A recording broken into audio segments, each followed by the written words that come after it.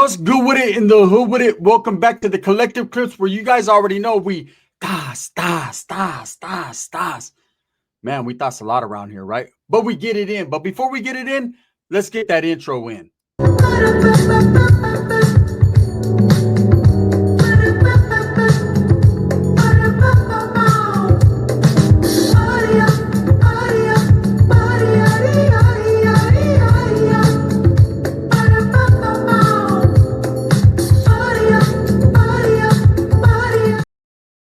Welcome back to the channel. And if you haven't already hit that like and subscribe button, make sure you go ahead and do that. Put your notification bell on all so that way you're directing the direction of the dope content that the gun stays kicking. And I appreciate all the support. I'm very humbled.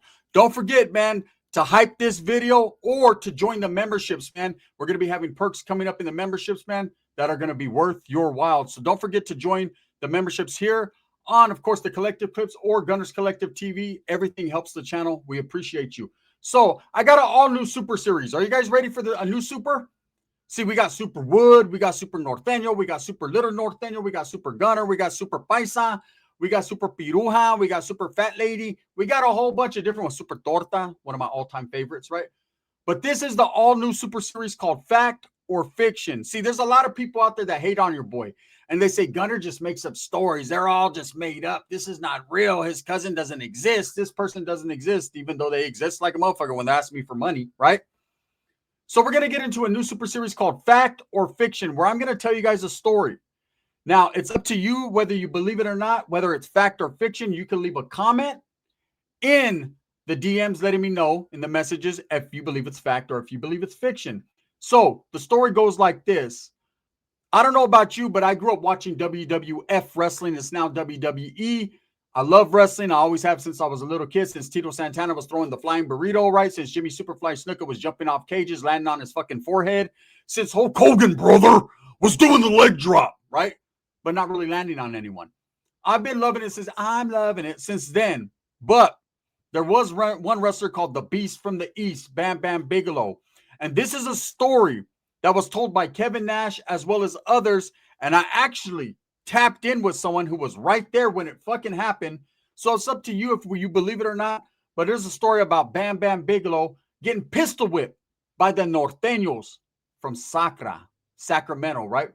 So I guess Kevin Nash, Razor Ramon, Scott Hall, and Bam Bam Bigelow were riding together. I know back in the days from just hearing stories about wrestlers behind the scenes, they would ride with their friends to certain arenas. You got to understand, this is back in the early 90s, late 80s, when wrestlers weren't having money like they do now. They weren't getting 30, 40 million a year. They were barely getting fucking 600,000, 100,000, whatever, right? So they were riding around in a beat-up Honda Accord, going from arena to arena, pulling up on matches. They weren't flying fucking private planes. They weren't doing the Jake Paul. They weren't doing none of that. So in this story, Kevin Nash, also known as Big Sexy, right? As well as Scott Hall, also known as Razor Ramon, and Bam Bam Bigelow were riding together. Now, usually it'd be Scott Hall and Kevin Nash. They were homeboys. They were part of a group called The Click. For those of you that are old school wrestling fans, know what I'm talking about. It was X-Pac, Hunter Hearst Helmsley, Triple H, Shawn Michaels, and of course, those two they formed a group called The Click. Now, there's a thing called kayfabe. You're always supposed to keep kayfabe in wrestling, right? You're not supposed to tell who's the bad guy, who's the good guy. The good guys and bad guys are not supposed to be seen together. You got to keep up this image because it's all a production. It's all entertainment. You got a lot of these young kids that watch wrestling that actually believe that fucking Macho Man was bad and that he wasn't on coke when we all know he was. And he was bad, right? So there's a lot of things that go on wrestling, and it's called kayfabe to keep this shit kind of quiet. Nowadays, there is no kayfabe. Nowadays, everybody knows who's good, who's bad, who they're married to, what Mamon's fucking Becky Lynch is giving to Seth Rollins. We know all this, right? But these guys were riding and they were going to Arco Arena. Now, Arco Arena was located on the outskirts of Sacramento, was way out in the country. It was where they had the Sacramento Kings games, where they had the hockey games, and whatever other thing that they would have in Sacramento was all done at Arco Arena. Okay, so they had just had a wrestling match at Arco Arena, and Bam Bam Bigelow asked Scott Hall and Kevin Nash if he could ride with them. So they agreed to let him ride with them. And so one thing about Scott Hall and Kevin Nash, they were big beer drinkers. So just like any other man that goes to work, man, when you get off work, you want to get you the little 3-pack. take it back to your hotel, take it back to your pad, sip, whatever. They were staying in a local hotel, and of course, they were driving the next day to Los Angeles because they had to perform in an arena in LA. So these guys were looking for the first liquor store they could find, and so they found a 7-Eleven, not too far from Arco Arena. So the story goes that they pulled into 7-Eleven. Now, I heard this story a long time ago from someone else before Kevin Nash actually exposed it on the internet. So I was like, oh, shit, right? Again, fact or fiction. It's up to you to believe what you want to believe. Am I just making this up, or is it true? I don't know. Kevin Nash said it was. I heard the story before he said it. So they pull up to the 7-Eleven. They walk in. They're grabbing their beer. Bam Bam Bigelow's getting him something in the food aisle, right? He's a big boy, so you know he's hungry, right? Now, Bam Bam Bigelow played this character, the Beast from the East, from New Jersey, that was kind of like an asshole, right? He was a good guy, but sometimes he was a bad guy. He was one of those wrestlers, you never knew what he was thinking. He had all the tattoos. His whole head had flames on it. So he looked badass back then, right? He intimidated a lot of people. But according to a lot of wrestlers, Bam Bam wasn't all that. He was just a regular dude who portrayed this image. Now, there's a difference from portraying an image and really being about that shit, right? Like, if I'd have seen him, I'd have been like, you gotta fucking rub your head. Are those real flames, eh? I always thought that shit would burn me. So as they're getting their beer, okay, 6 Norteño gang members walk into 7-Eleven. That's Sacramento. It's always been known as a Norteño city, the capital city, man. Gang of gang members in Sacramento. We now know Sacramento is gang infested. You got a lot of Zellas. You got a lot of Oak Park. You got a lot of Frank Lone. You got, 36th Street. You got just a lot of Del Paso Heights. You got, I'm saying, Fruit Ridge. You got a lot of different gang members from Sacramento, from a lot of different hoods and barrios. So it ain't like a miracle that 6 fucking Norteño gang members walk into a 7-Eleven. They're trying to drink too. They're trying to eat them some nachos, right? So as they walk in, they immediately see Kevin Nash and Scott Hall. Now, these are all big men. Scott Hall, Kevin Nash, and of course, Bam Bam Bigelow. So they first noticed Scott Hall and Kevin Nash. Kevin Nash is like 7 foot. So they recognize him from being wrestlers. So they actually go up to him. And now Kevin Nash is aware, hey, man, these are Mexican gang members. This is real life shit. Because, it's very temperamental, especially when you don't live that life. You see gangsters walk in. It's like, oh, shit, guard your purse, guard your wallet. You automatically feel like intimidated because you know that they're different. They're living in real life out there in the streets, really putting in work. Whereas these wrestlers are just working. They're putting on a production, a show, and they're not really like that. They might be tough guys, but they're not gang members, right? So Kevin Nash explains that these guys walk up to him and they're like, hey, bro, are you a wrestler, whatever? And he's like, yeah. They said, what are you doing? He said, I'm just grabbing some beer, bro. Go ahead, grab yours. He's being respectful. That's what you do when you're in someone's barrio or their town or their city. You be respectful. Any form of disrespect will be taken as that, right? And won't be taken lightly. And especially in a city like Sacramento, that's very dangerous. That it's basically, there's parts of Sacramento they call South Sac, Iraq. They'll bop your shit. It's like mini Chicago, right? So as these Norteños are just doing their thing, they're grabbing their beer, whatever, they're having a conversation with Scott Hall and Kevin Nash. Everything's good. So as they get in line to pay, Bam Bam Bigelow comes out the cuts, and one of them is tripping off Bam Bam's tattoos. And he's like, damn, bro, you got a lot of tattoos on your head.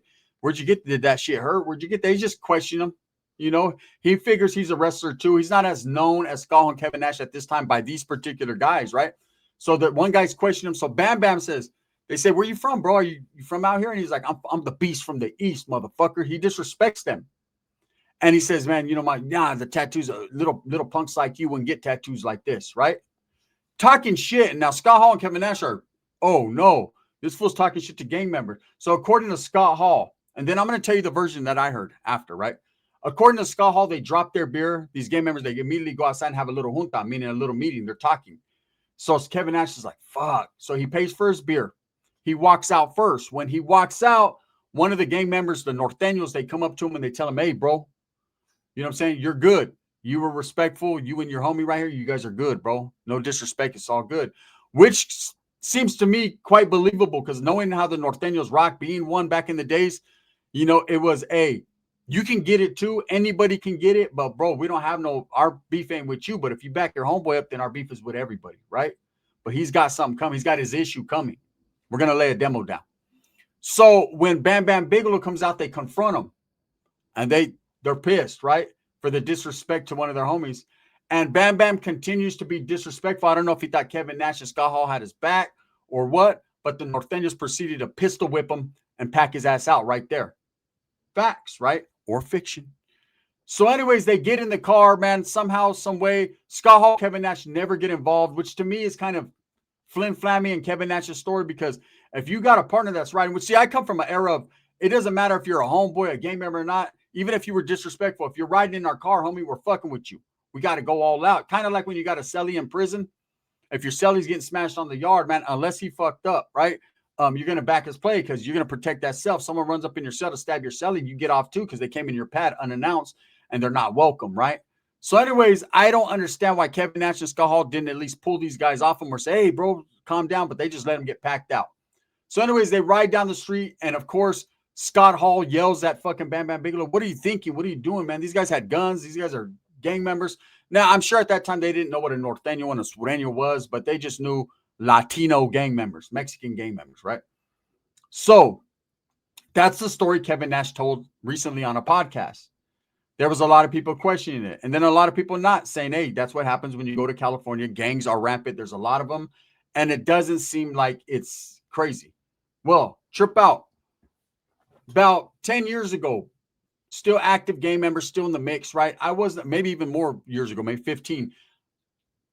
I was at the homeboy. He lives right off Mac Road from Sacra, right? He's a homeboy from Gardon's. He's my boy. We're locked up together. He's just a family friend, just a homeboy, right? So I'm chilling at his pad right there in Sac. This is back when your boy was active, so I didn't have to worry about going here or there. You know what I mean? You always have to in Sacramento because there's rival gang members. You know, this is back when Nortenos used to get off with you. They still do, red on red. But it wasn't no thing. You know, I was used to the danger. The danger was my middle name. I had a homeboy from Alvarado named Danger. It was his first name, right? So he's no longer in the mix like that. But anyways, so I'm right there at the homeboy's house. And he tells me, he's like, hey, bro. He's like, oh, because they know I like wrestling. And it just comes up in conversation. They're like, oh, what about Ric Flair? What about this? And there's a lot of dudes that they just know the old school wrestlers. They don't know the new school. But I'm pretty well versed in I've been watching it, right?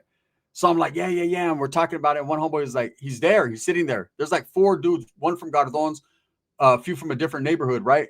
And one of them says, hey, bro, I remember we packed out fucking one of those wrestlers. He's like, it was a big fat dude with fucking tattoos on his head. I said, who, the one-man gang? He said, nah, that fool was no gang member. I said, no, who was it?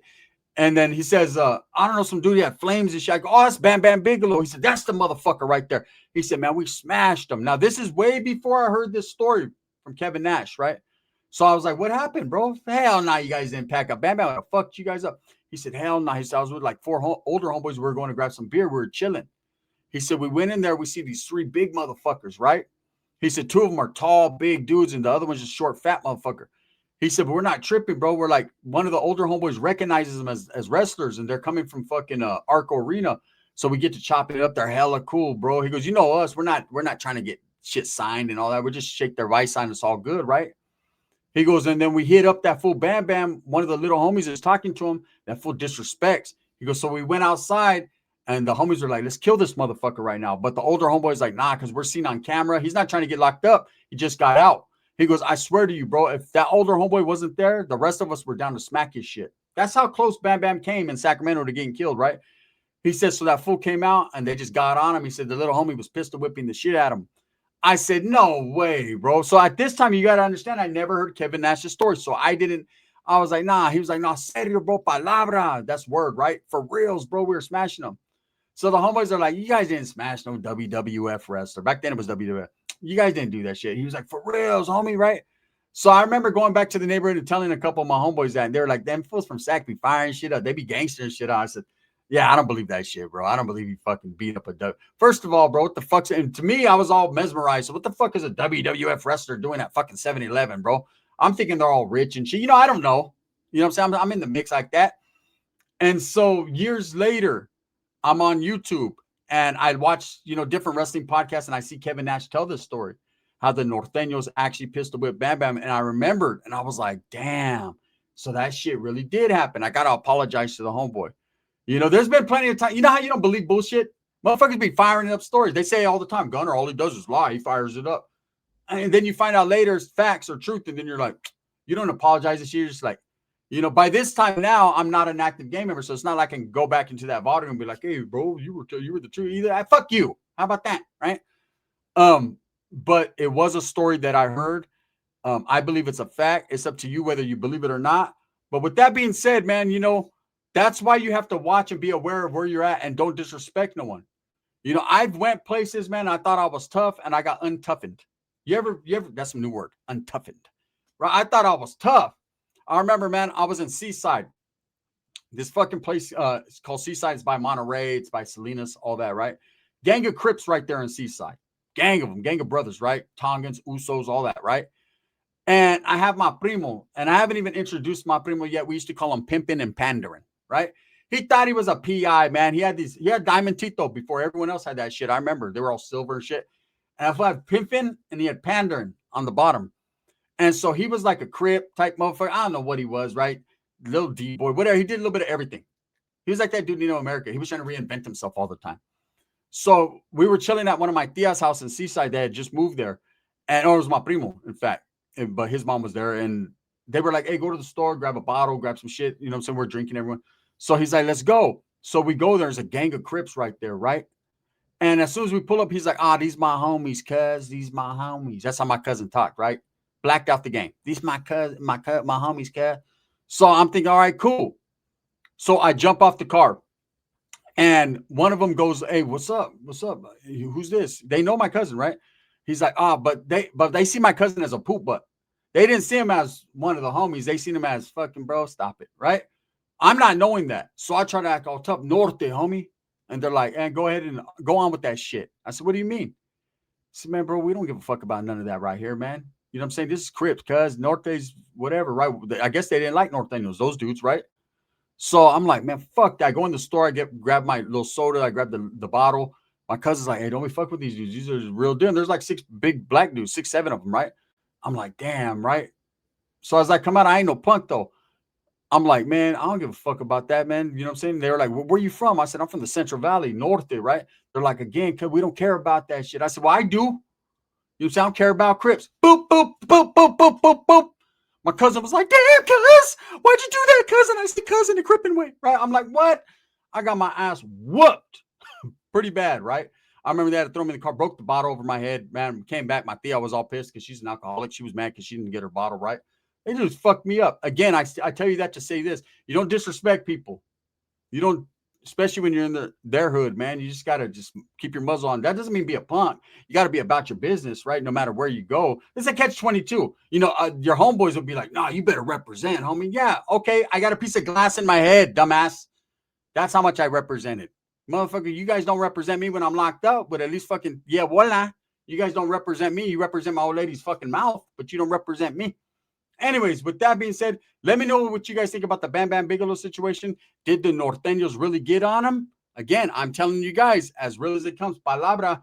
I heard that story from a homeboy from Gardon's way before Kevin Nash ever told that story. So I could say, Kevin Nash, you're a real motherfucker for saying some real shit, right? Then again, why didn't they jump in? Because according to the homeboys, he said that they were just right there, just like watching. Threw that dude in the car and was like, all right, Nortenos, and then just got on. Anyways, with that being said, I hope you guys enjoy the new super series. We are going to be getting into other stories, fact or fiction. And of course, I got a young super Norteño coming up today, little super Norteño with little Pepe. Are you guys ready? Hit a 1 if you want one of those, right? Thumbs up or thumbs down. See, Heavy's going to be the head that wears the crown.